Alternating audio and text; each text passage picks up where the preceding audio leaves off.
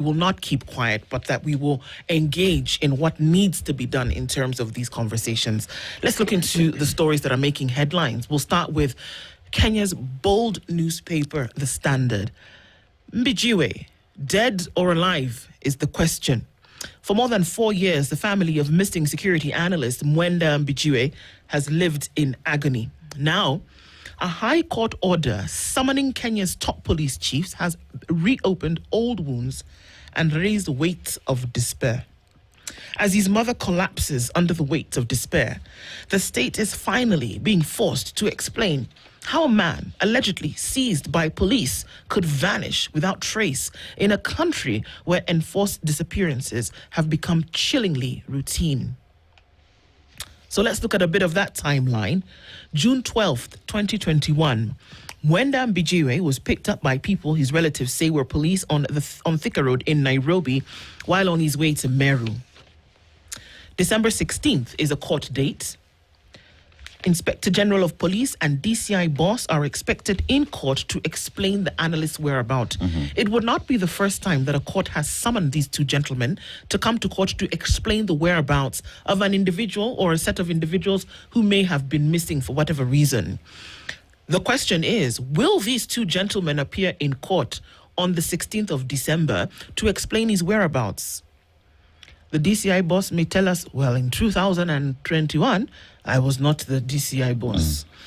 Douglas Kanja might tell us that in 2021, I was not the Inspector General of Police. But were you a cop? Yes, you were. Were you in the system? Absolutely. Can you find the information? Yes, you can. Will you appear in court? We don't know. But we'll look into the details of this story. Justice Martin Muya did say yesterday, I have considered the application made by both sides and therefore order the second and third respondents, IG and DCI, to appear in court physically on December 16th, 2025 to explain the whereabouts of Mbijiwe. Yani, don't come story. No. Come to court, tell us, where is he? You too. You too. Yeah. No long story. Because Jindom Limchukwo. Yeah. So you should be able to know where he is, no? Yes. So we know yesterday that the Senate proceedings began for Nyaribo. Well, he survives the chop because Senate calls for clear impeachment rules. This thing that you guys keep bringing to us to tell us every day.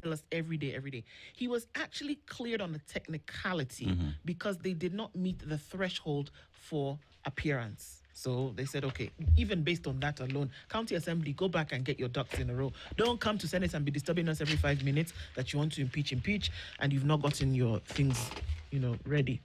So those are some of the things that they brought to the fore yesterday. And so Nyaribo has been saved. I'm just moving side to side because Terry has come.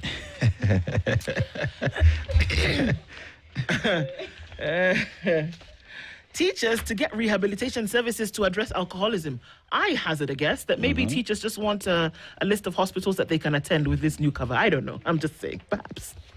IEBC was not in charge of by-elections, observers say.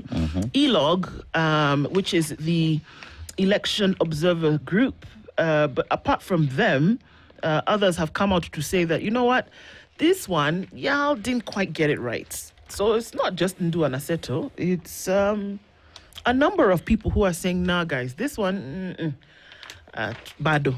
Are you surprised? Me? No. Exactly. Exactly.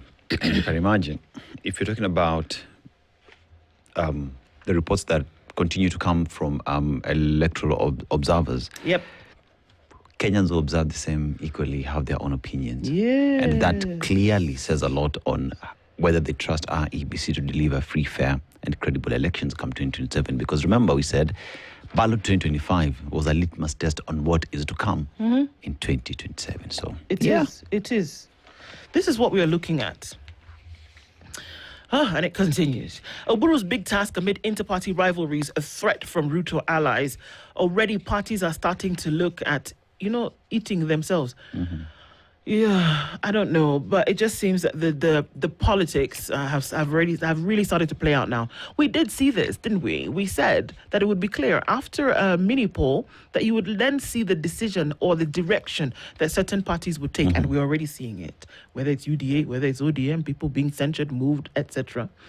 High stakes scramble for Nairobi intensifies as election clock ticks. Tick tock, tick tock.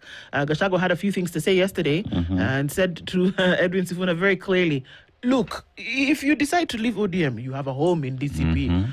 Are we welcoming him home? Yes, we are. Even Babu Owino, you want to come home? What is it? Just come. Come home. No problem. Kuna shida. There will be an answer to that before the day is over today, I'm sure. All right. A report reveals British soldiers exploitation. This would not be the first report of this kind that many have been. I've been to Samburu and Laikipia. Yeah. I'm telling you, the things that you see, it's clear till now some of these overt realities about what may have happened in the dark. And that it's coming out into the fore and that people want to speak about it more and more is interesting. Misconduct, sexual misconduct, exploitation happened. It continues to happen. Can't keep it under a bushel. All office bearers should arrest political violence ahead of 2027. This is an opinion by Dr. Kamal Wairori. He's a governance, peace and security expert. He's on page 14 of the Standard this morning, and those are some of the things that he's talking about. I just want to look at the business pages of the Standard today. This is an interesting story. The Kenya Human Rights Commission has said that the public debt burden is locking Kenyans out of critical services. There are certain things that you can't access because you know what? Out of every 100 shillings, the number that they've said is 68. 68 shillings goes towards paying debt. That means that there's certain things that should provide services to Kenyans that you just cannot do. So because of this public debt, Kenyans are not getting the services that they require. So what's going to happen? That's a good question. Transporters hit as ports empty containers backlog crisis worsens. It's never been solved, that one, and it seems to be a little bit worse as the days go by. Sawa, that's what the Standard looks like. More details as we go along. Over to you, Yeah, sir. let's go to the Daily Nation. And the big story here, how opposition lost Malava and Mbeere North. Now, the Mbeere North and Malava constituency seats seemed the best bets for opposition candidates, but the ruling party won both, albeit with narrow margins. Besides the heavy state machinery, past voting patterns, clan politics, and reputation dynamics influence the outcome of the polls. Now, these as Gachagua stirs up a storm, and tensions have risen in the united opposition, with controversial remarks by former Deputy President Rigathi Gachagua rocking the outfit that is planning to field a joint presidential candidate against President William Ruto in the next general election. And we have a witness links priestess to Shakahola Binzaru cults. Now, new testimony has thrust Charlene Anido into sharper focus in the massacre of hundreds of followers of the Doomsday cults. And we have 58,000 more teachers who are needed in senior school. How many again? You said how many? 25,000? No, 58,000 Whoa, wow. teachers that are needed. Yeah. I guess 50% of those are science teachers now that you're offering STEM. Yes. Yeah. Yes. And that's true. The science, technology, engineering, and mathematics pathway is worst hit by staffing gaps. There you go. Yes. Yeah, but when we started implementing CBE, which was when they were in grade 3. The grade 10s going to grade 10 now. Yes, they were in grade 3. They finished class 2. So how many years now? 7. 7, right? Yeah. Yes. We never thought of hiring more teachers. No. For 7 years. No. Now we're in crisis mode because January is here. Yeah. Okay. MCS blunder hands Nyaribo easy Senate win. Question is, if the MCS go back and now fix the technicality, will he be kicked out? Well, that's a good question. Do they have a case, Because if it's based off a technicality, if they fix that technicality, do they then have a case against him? That's a good question. Because, look, what happened in Meru, that every 3 months, these fellas were impeaching this woman. So they said, this one, it didn't work because of this. I watch it to end it, Rudy. Yeah. power pact, we do it again. So it's possible. Or, look, if they come back, let's just say that not meeting threshold would not be one of the reasons the Senate would give to throw it out. Because they would make sure that they have those I's dotted and those T's crossed. Yes. That they would sort out. So that couldn't be the reason why they would refuse it in the future, I guess. Now, we have the Holy Communion has become a profitable business. Holy Communion, the body and blood of our Lord Jesus that one. Christ. Yes.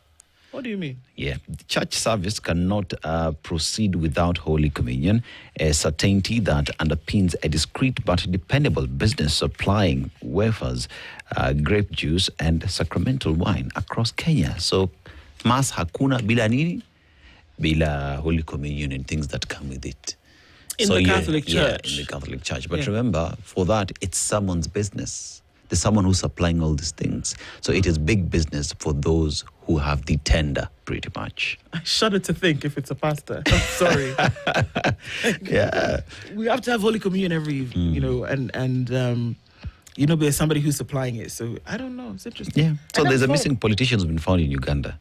So Mr. Shadrach Maritim, the politician whose disappearance had been linked to National Police Service Commission Chief Executive Officer Peter Lelei, has been found in Mbale, Uganda. Maritim's appearance has deepened rather than ended the mystery surrounding his alleged abduction. The High Court was informed Wednesday that Maritim, who aspires to be Tinderet MP, contacted his relatives on Tuesday night, claiming his abductors abandoned him near Mbale. What was he doing there? He was picked up by security officers and dropped in Mbale based off what he's saying. So, but now if you look at Kenya's Bold newspaper, he's saying the same way you picked Mbijiwe. Rudisha Leo. Yes, revealed how opposition lost Malava and Mbere North. That is in page 4 and page 5.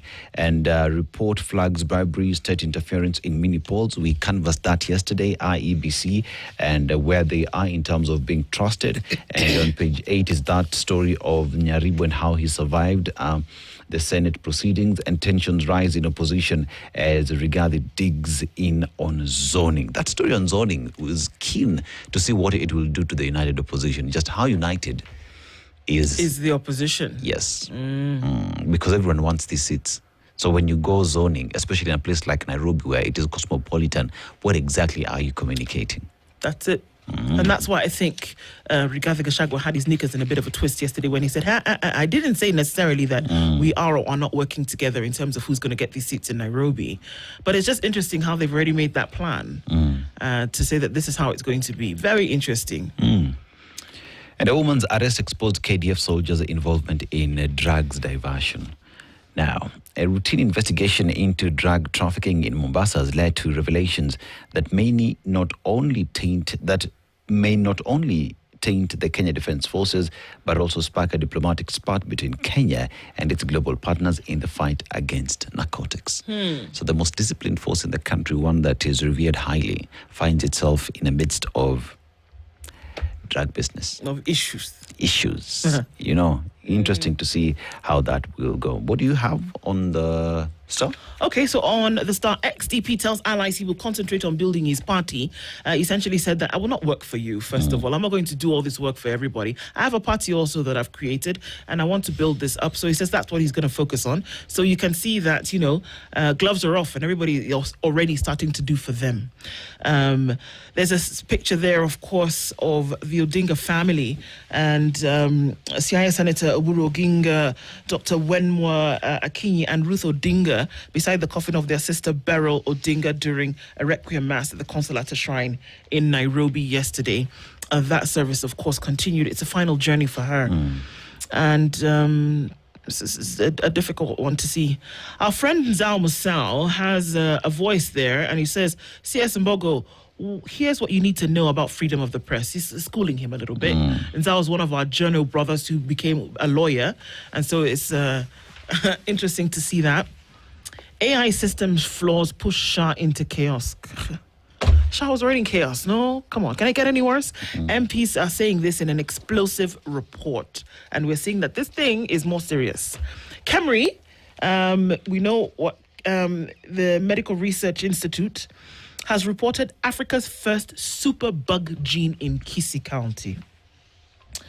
Kenyan scientists have for the first time detected a gene that can make bacteria resistant to nearly all major antibiotics. Where? Although the feared gene has been isolated in other countries, this is the first time it has been found within Africa. The NDM6, the New Delhi... Why are these things called from Asia? You guys should carry your things back, I beg. We are not doing this kind of thing. The NDM6 is the New Delhi metallo-beta-lactamase 6. It's a gene that was found in bacteria taken from a 50-year-old woman admitted with a severe breast infection in Kisii County. This story, for me, in as much as it's a bit scary to hear about this gene and the bacteria and all of this, even without looking into the details of it, this is the importance of research. This is why it is necessary to agree to the Abuja Declaration, where you said you would give a particular amount of your money towards things like this. And development. Yeah. Because if you didn't do the research, if you didn't have everybody under the microscope, how would you find out something like this? It's a case for it. But now, if it's for the first time in Africa been found here, to you know, it's interesting because you look at what research has done, especially when it comes to breast cancer, especially among the black community, black women, you know. And one would hope that this being the continent with the black people, that more R&D would go into finding out why. And then how do we deal with that? Exactly. But you don't do that because even the research that I've just cited is coming outside this continent. And you know, a lot of the medicines that we take, by virtue of the fact that they're not made here, they're not made for here. So you're taking, I'm not being racist, but you're taking medication that has been made primarily for white people, for Caucasians. And we know that disease presents differently as by nature of your descent or your makeup. True. So how it affects your body is different. So that means that the medicine needs to be different. Again, a reason why we should not take research for granted. The brilliant scientists and researchers that are in KEMRI and other research facilities resident in Africa, the brilliant work that they do, these are not people who cannot come up with vaccines. They're not people who cannot come up with medication. They can. So why don't we put our money behind it? These are some of the important things that we should be doing instead of looking at a sheep's behind. But okay, Britain... I'm sorry, I tend to not remember that I say things out loud. Okay. Britain fights MPs report on Batuk atrocities. I can't imagine that they wouldn't, because you don't want a stain on your image. I don't expect that they would say, oh, really? That's what they were doing? Oh, fantastic. I don't expect that they would not fight it. It would be expected that they did that. So some of the stuff that we're looking at, if we look at some of these stories in detail, shall we look at the Mbijiwe story? Yeah, sure. Okay.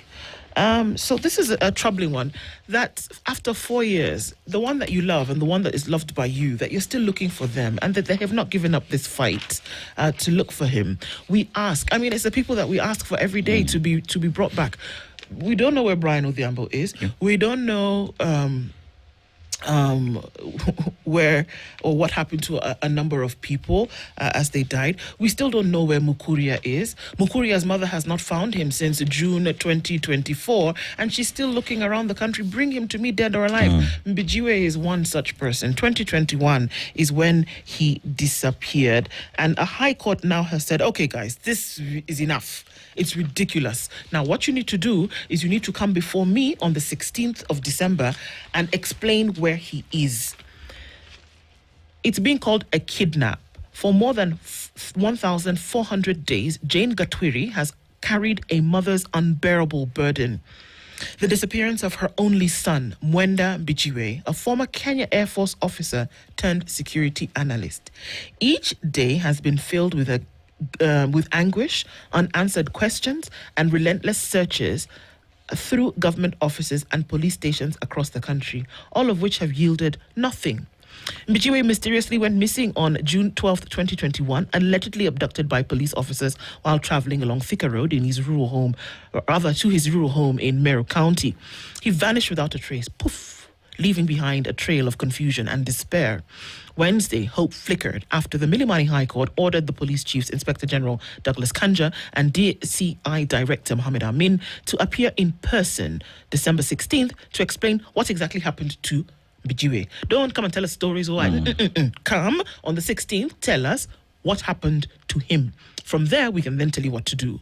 For a mother who has spent more than 4 years pleading with the authorities, Justice Martin Muya's firm order marked the first time the country's top law enforcement officials were being directly compelled to account for the case. And I quote, "I have considered the application made by both sides and therefore order the second and third respondents, IG and DCI, to appear to court physically on the 16th of December. Don't send your assistant. Don't do it by email or by Zoom. Come." To explain the whereabouts of Mbijiwe, Justice Muya ruled, signaling that the judiciary would no longer tolerate delay or inaction. The judge directed the two officers to appear at 11 a.m. on that day, following repeated failures to comply with earlier court directives requiring the production of Mbijiwe, dead or alive. So previously there had been an order, bring him, dead or alive. That was ignored, never happened. So now they're saying, you know what we're going to do? Let's have a conversation, gentlemen. And how we're going to have this conversation is that you will present yourselves in this court on the 16th of December. Don't send somebody, don't send me an email, don't send me a letter. Come yourselves and tell us what happened to him. So as between now and the 16th, gather, mix them, whatever you need to do. What you're coming to do is tell us what happened. Anything outside of that. And I think that it's about time we started dealing with these things with a firm hand. Yeah. This is life. This is somebody's son, as you can see. She's not given up hope for 4 years. Bring my son to me. Yeah. If he did something wrong, arrest him and present him in a court of law. But this kind of thing cannot be allowed to happen anymore. And then to imagine that he was a state officer. He was a member of the Kenya Navy. So what are we talking about here? Sorry, I beg your pardon, Air Force. So what are we talking about here? Yeah. People have been crying. Those tears will not go unanswered. You know, I circled the Kenya Air Force part because remember, this is someone who served the country. He is a veteran. Yep. Who put his life behind for the sake of the country. He served and protected this country against enemies, you know, and he did his part. That he turned out to be a security analyst, it's after the fact that he served and he was a security person at the time. So one goes to ask the question, how do we take care of those who have fought for this country? How do we take care of those who have made Kenya be peaceful, you know? And that notwithstanding, even if Mbijiwe did something wrong, present him, like we've said, arrest him. That's why we have the courts that will then determine whether he's going to serve time or he's free. Remember, we still live in a country where if you are a politician, I will still go back there. Yeah. You are a politician. You have that on you. You say you are innocent until proven guilty. You are able to still go and vie for political office, even when you have been condemned to go to court. You've been found guilty to go to jail, right? Yeah. What is this one thing that Mbijiwe did that he had to disappear? That someone saw no need of arresting him and taking him through the judicial process and have his day in court. These are the Why questions. are we applying the law selectively is the question. It's unfortunate.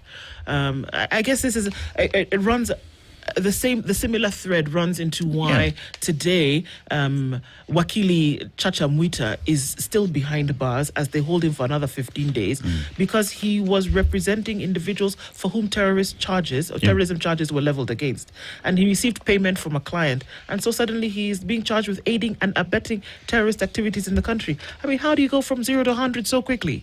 And these are some of the things that we talk about. If this gentleman in 2021 had done something that somebody had information on and then he needed to be had a conversation with, it should have been public. Yes. You don't just disappear people because they irritated you. Come on.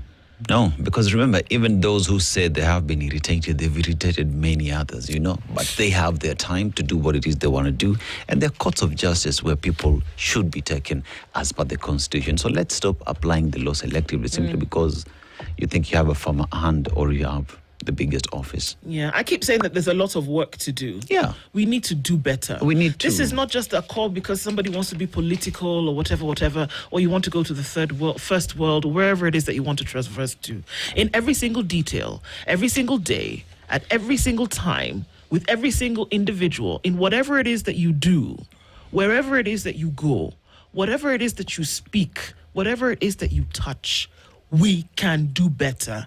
And for crying out loud, we must. Do people ever think of how they want to be remembered.